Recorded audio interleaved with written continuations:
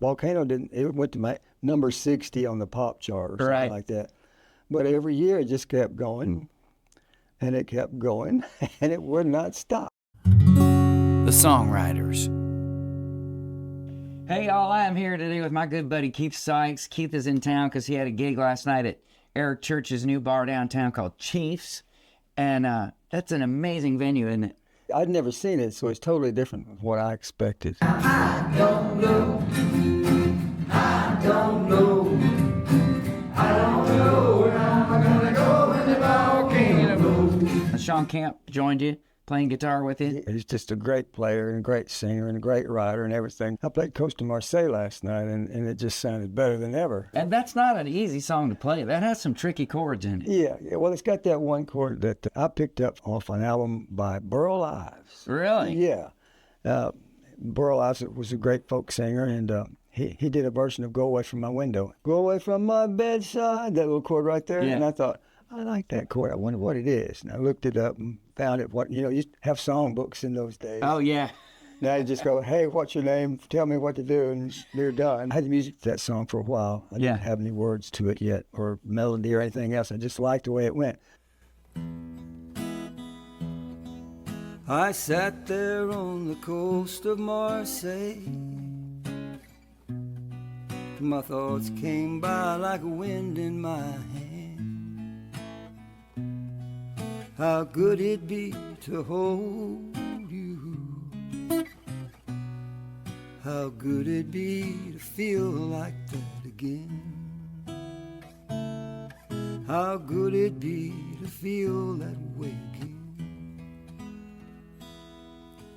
Would you be remembering me? I asked that question time and again. And the answer came and haunted me so. I didn't want to think it again.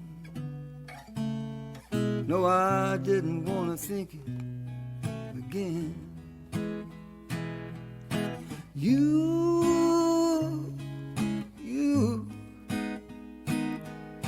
make it so hard to forget that I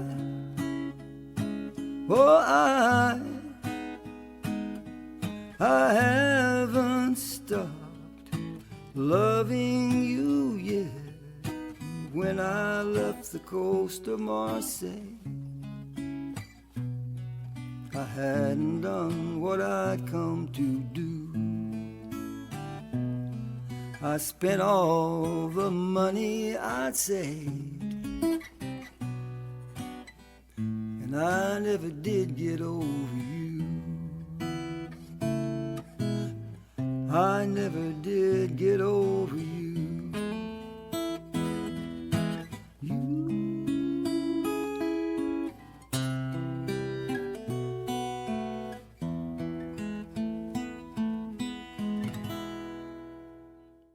Now, did you write that song in France? I did not. Matter of fact, when I finished the song, I had a dictionary in those days that had maps of the world in it, and I looked up France and coast. Marseille was on the coast. I thought, great. Yeah. Always have to do your research. Make sure. I had to turn that around and sit there on the coast of somewhere else, you know. Right. And that's the way that worked out. Well, that was cool that Jimmy Buffett ended up recording that song. Yeah. And did he hear that on your record, or how did Jimmy Buffett come across Coast of Marseille? He played. He was playing off the record "Changes in Attitudes," that one of his biggest albums. And at that time, it was for sure his biggest album. He was on the tour promoting that. Came to Memphis, and I went to see him, and I took an album, just left it in my car. Yeah. And so he said, "What are you doing?" Well, it came about somehow, so I went and grabbed my album, and we traded. He wrote a great inscription to me. I probably said, "Hey, Jimmy," or something to him. And he wrote this beautiful thing about me on the cover, about how he doesn't get to see the people he cares about the most. And I'm one of them, and all this kind of stuff. And I'm just thinking, well, that's just awesome. Months go by, and I get a call from Jimmy, and he says, "Hey, man, I'm doing your song." you know, and I'm going over the phone, oh man, thanks. But in my mind, I'm going, son of a bitch. Because the last time I just sold a bazillion, this is going to be pretty good no matter what, you know. And it did. And that song has worked out to be, it's a quiet little song. It's not a big hit or anything. It's just one of those songs that people who like it love it. I mean, they love it. It's not a kind of thing. There's no kind of like that song. It's just people don't even notice it. Right. Or they're just so infatuated with it, they cannot stop gushing about it when they see me, you know. So it's an amazing song. Yeah. To me, it seems like it wasn't sort of typically what Jimmy was doing at the time. It was so different. Exactly why he cut it. Yeah. He told me one time when I was in the Coral Reefer band after that, and he told me one time, those people pitch me all these songs. I write the best damn Jimmy Buffett songs. Yeah. They're not going to cut that crap they're writing for me. They think they're going to cut that, you know. Yeah. But something like Coast or, you know, like Biloxi that he did, that Jesse Winchester did, wrote, and just those kind of things he would do because he didn't write like that. Yeah. He wrote like Jimmy Buffett. Yeah. And he did pretty dang good at it. Yeah. About $1 billion worth. I didn't realize until yesterday that you were in the band, that you were one of the Coral Reefers for a while. Yeah. In 1979. That was the year I was there. Yeah. And what did you play?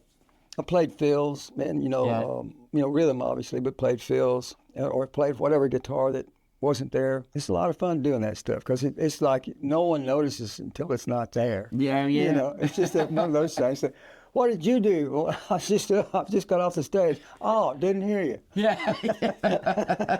Right. Well, you would if I wasn't there.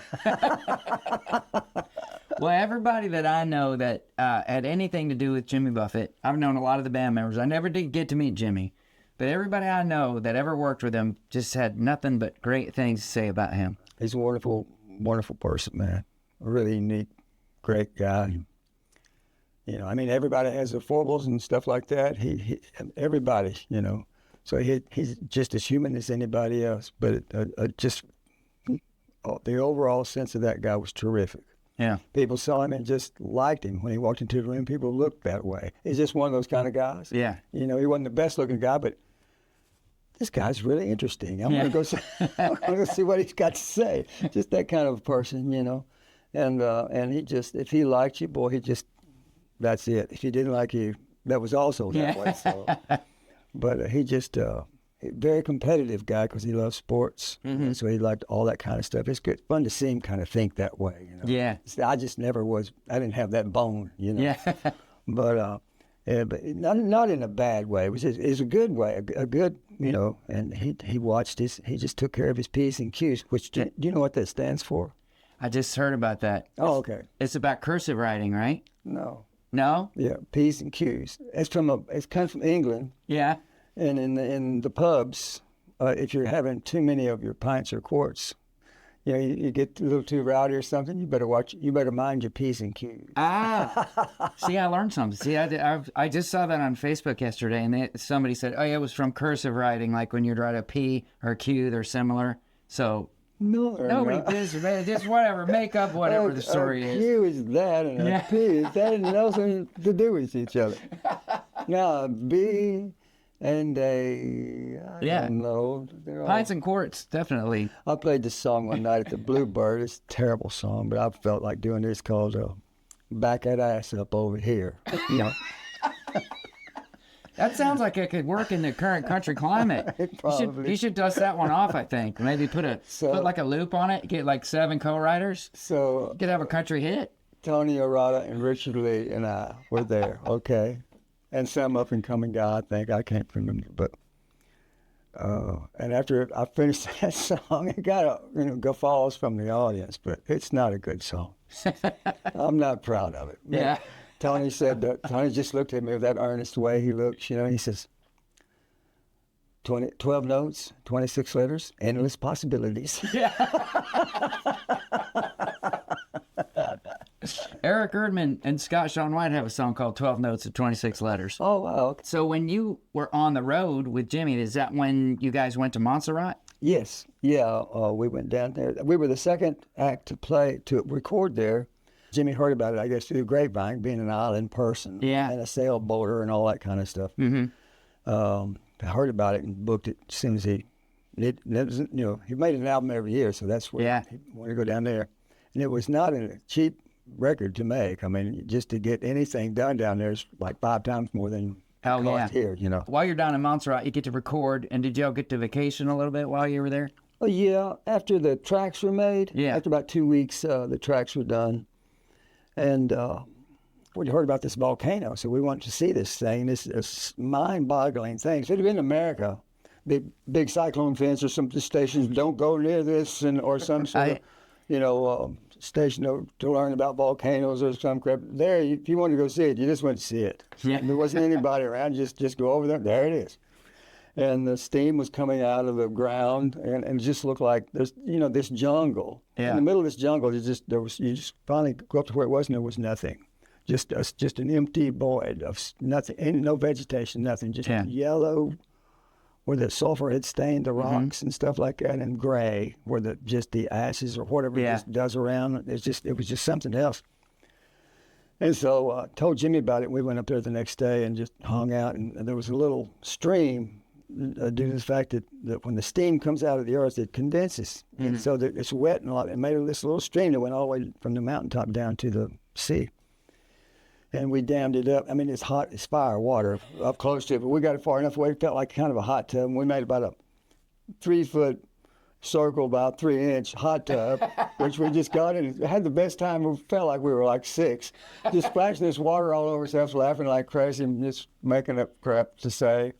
And went back to the studio and wrote Volcano in 15 minutes. Yeah. I mean, literally 15 minutes. I'd say, I started saying, I don't know. Yeah, right. Right off the bat. And he said, he didn't mind, so I said it again. Yeah. And he just looked at me and says, I don't know where I'm going to go when the volcano blows. And I said, we're off to the races, buddy. Yeah. I said, ground is moving under me. And he says, tidal wave out on the sea. Sulfur smoke up in the sky. Pretty soon we learned to fly. We just answered each other's lines like that for 3 verses, and it was done. Now, that whole ad-lib thing at the end, I believe, was all his doings, or it could have been they were out with some of the guys in the band or whatever. People were just all over the place all the time. Sure. But I wasn't around when that happened, and so when it happened on the record, I thought, aha, well, this is really cool. It really was lightning in a bottle. I hadn't witnessed that on anything I had done before. Yeah. Or was a part of, and just always greatly admired it. Because, you hear those records and you just think, they didn't really make all this stuff on the spot. Stuff just happened. Yeah. And they just kept it. Yeah. And it was what it was, I told him about this little bar I was going to. These 3 guys would play on the weekends. And this bar was about as big as this room right here, with enough space to have a little concrete bar. Yeah. And they sold beer, I think, or whatever it was, or maybe some rum punch or something. Yeah.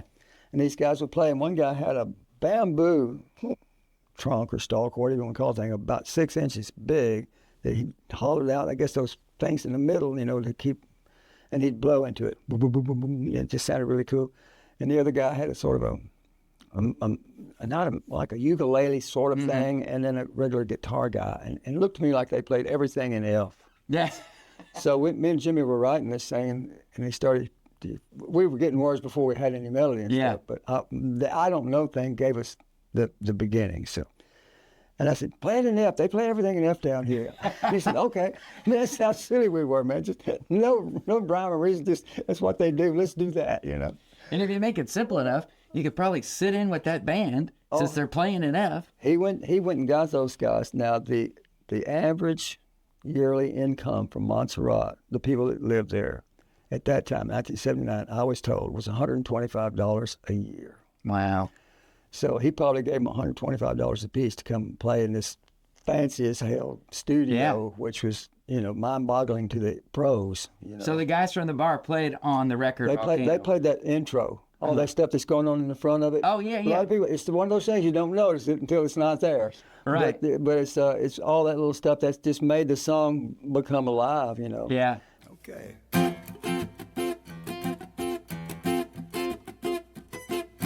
I don't know. I don't know. I don't know where I'm gonna go when the volcano blows. The ground is moving under me. There's a tidal wave out on the sea, and sulfur smoke up in the sky. Pretty soon we'll learn to fly. Let me say now, I don't know. I don't know. I don't know where I'm gonna go when the volcano blows. You know, my girl quickly said to me, said, Mon, you'd better watch your feet. Let the lava come down soft and hot. You better lava me now or lava me now. Let me tell you, I don't know. I don't know. I don't know where I'm gonna go when the volcano blows. I usually pick it, I'm gonna go ahead. Yeah.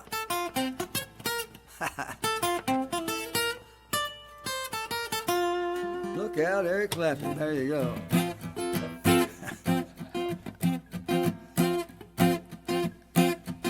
I got no time to count what I'm worth, 'cause I just left the planet Earth. But where I go, I hope there's rum. Oh, not to worry, monsoon come.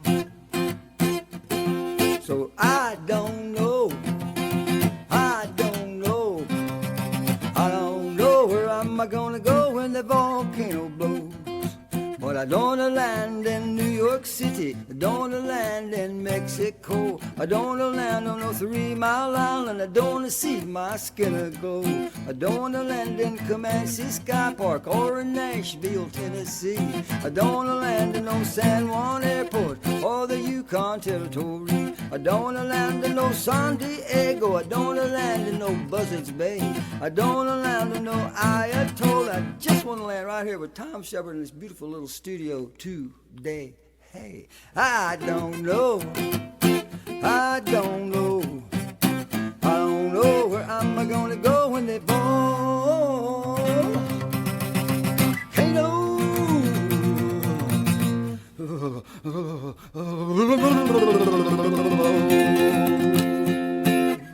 There you go. Historical event again. Volcano it went to number 60 on the pop chart or something Right. like that. But every year it just kept going, and it kept going, and it would not stop. Yeah. And just the mechanicals on that was really what kept me in the business all the Yeah. time. Just because it was just, thank you. Yeah, it's a staple. Yeah, yeah. It's one of the songs you know by heart it's one Exactly. of the greatest hits. Yeah. And That's what's cool. It's like it's on the greatest hits record, but it was the number 60. Yeah, yeah. And that's why I call it songs you know by heart. Right. Rather than It's Jimmy their Buffett's greatest greatest hits. Yeah, yeah. Because he had 2 really big hits, and he had a bunch of others at top 10 and stuff, Yeah. But he was never a hit-driven artist. Yeah. He just wasn't that way. Yeah. He tried to tell people, I don't want to go to this radio station. I don't care about the radio station. Yeah. And they thought it was nuts. Yeah. Well, his concerts kept selling out. Yeah. And so finally somebody said, well, do you think perhaps he's not nuts? Yeah. Right. Because he's still packing them, and he hadn't had a hit record in 14 years. Yeah. That Yeah. kind of thing. And people were just astonished. But he knew there was an audience for this stuff, and that's the way it goes.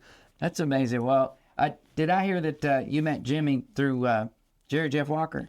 What it was is I wanted to go to Key West. I went down there one year, I think probably about 71 or 2.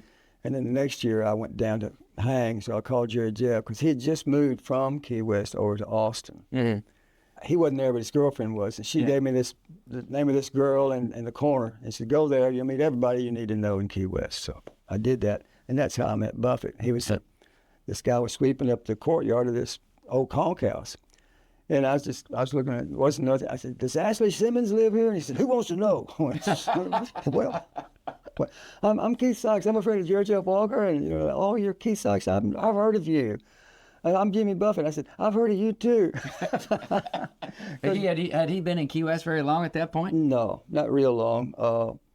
But he had been on tour with Jerry Jeff. He met Jerry Jeff in Nashville because Jerry Jeff was doing an interview for Billboard magazine, and Buffett worked for Billboard. Yeah. So that's how they met. And that's another story. And I wish they're both gone now, but man, to hear them tell that story, it's like Buffett took Jerry Jeff to his house, and he's just in one of his wild, his all hell phases. And his wife going, "Who is that?" He says, "He's famous. Be nice." You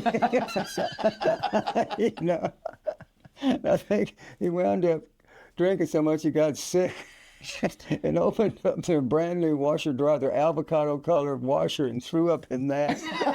I think that's the story. You know, I could have it all wrong, but it's much better to hear Buffett or those kind of guys tell the story. Yeah. If it's real or not, it's just good anyway. Oh, And yeah. It doesn't matter because Todd Snider is like the best. Yeah. He tells the story. There's the little pieces of truth all laced in it, but it's just the other crap he puts in it what makes it great. You know.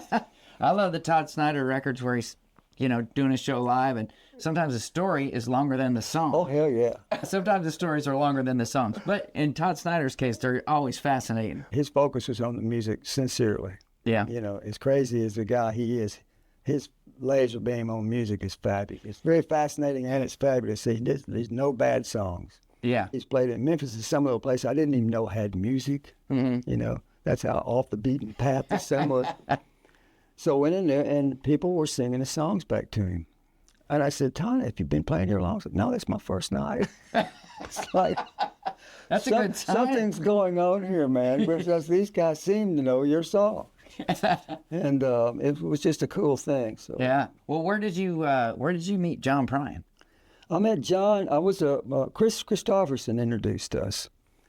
Chris came up to me one night when I used to live in New York City. I lived there 4.5 years, and I was eating at the Kettle of Fish, and this guy, scruffy-looking guy, man, long hair, didn't look really that clean and stuff, you know, just buckskin sort of pants and coat. And Yeah. he said, "Are you Keith Sykes?" I said, "Yeah." He said, "I really like your album." Yeah, I had one album out. Yeah.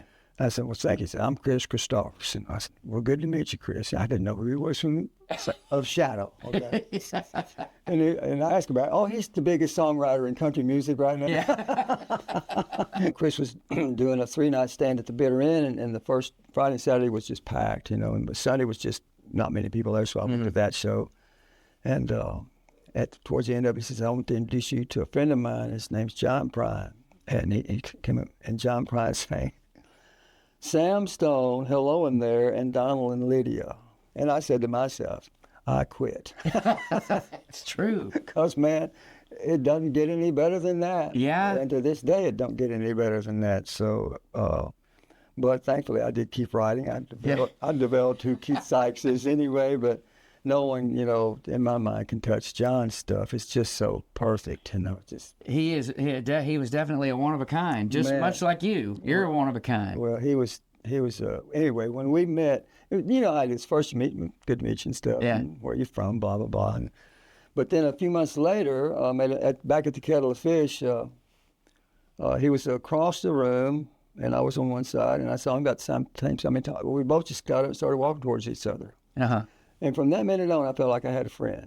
Yeah. You know, and it just kept growing and growing. We started hanging out a lot together and doing a lot of stuff together, and it was just a great friendship that lasted from that time till he died. You know? Yeah. It was just a great thing, and I still feel like he's still my friend. Yeah.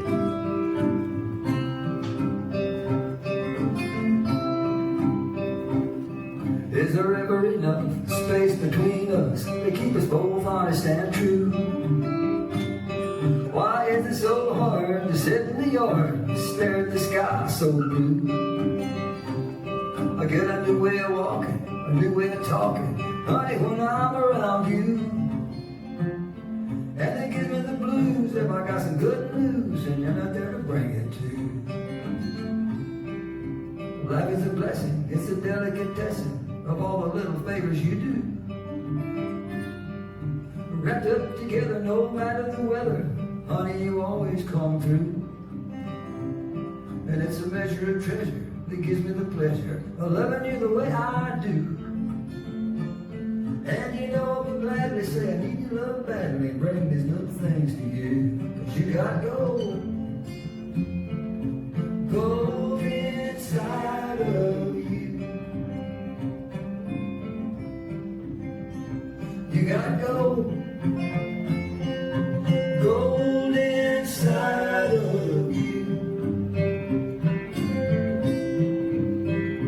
and I got some gold inside me too. And now there's a whole festival called You Got Gold Really? every year. Yeah, right here. It's to honor John. That's cool. You Got Gold Fest. It's really a cool thing too, man. Wow, a whole festival named after your song. Yeah, well, it's after his song. Yeah. But you guys wrote that together, didn't you? Yeah. So it's our song, but it's a John Prine song. Yeah. Through and through. We made it in 71. In 86, Drain and I were coming back from doing a month down in Key West. And we'd drive. A lot of times in those days, Memphis had the highest prices of airfare you could get. I mean, they were hundreds of dollars more than anywhere else. So we'd drive to Nashville and just fly from here and then drive back. 'Cause it's not that big of a drive. And so that's what we were doing. Of course, we were late as hell getting it. We got put off in Miami, and then that made the Atlanta connection screwed up. So we finally get to Nashville. It's like midnight. Johnny cooked for us for a 6 or 7 o'clock meal. That food was still waiting for us. And anyway, we were just laughing and joking and having a good time. And I said, you know what, John? We've never written a song. He said, oh, yeah, I guess not. I said, or maybe he said it first. I don't remember, but it came up. And I said, well, I've got a verse and a chorus. I've tried for 10 years, from 76 to 86. And I said, I just can't get I can't get past what I've got. There's no way. Yeah. I keep trying to get something that's, to me, is as good as this stuff, and I can't do it. And he said, well, show it to me. So I show it to him. And within 10 minutes, he had written these 2 great verses just like that. Just finished the song. I went, well, damn, I like co-writing. Yeah. I know. I like co-writing when my co-writer comes up with something better than I could have come up with. Yeah, absolutely. And, if you play it right, you're going to come up with stuff they don't normally come up with. Yeah, true. So that's the beauty of co-writing. When you get the right partner, that's really great. If you're just saying, they're looking for a mid-tempo positive, and he really needs one, the last he had was a ballad and all that kind of crap, I'm just sort of go, I'll tell you a story about John Prine and that stuff. I used to come up here when I was a publisher full-time and come up here to pitch. And so I had these pitch sheets around. But John and I were going to start working on a song. And I rented this little basement apartment for a long time, and that's where we'd meet. And he was looking around, and he pitched up a pitch sheet, and it's one of them mid-tempo positive things. And he looked at me, and he's reading it, and he looked at me and says, "I'd eat a dog for a hit record." That's all he said. It always seems like what they're looking for, though. It's like, we need up-tempo smashes and stuff. And the record comes out. What's the first single? A ballad, a slow song. Exactly opposite of what. Yeah. Because you don't know. Basically, what people are looking for is a great song, something different that they don't already have. Right. And that's what you bring to the table. Once in a while, I didn't have a lot of success pitching my songs, but other people's songs that I published, I did pretty good with. My songs just still seem like they don't really fit whatever it is they're going to do. Yeah. Roseanne Cash did 4 of my songs, but she was just from another era, I know you go down to Port Aransas to write usually. Once a year. Yeah. Once a year I go for 1 month. Yeah. 4 weeks, yeah. Do you go by yourself? You go with people? What do you do? It's just me. I co-write with Keith Sykes. Yeah. And you know what? That's the way I started, not co-writing with me, but right.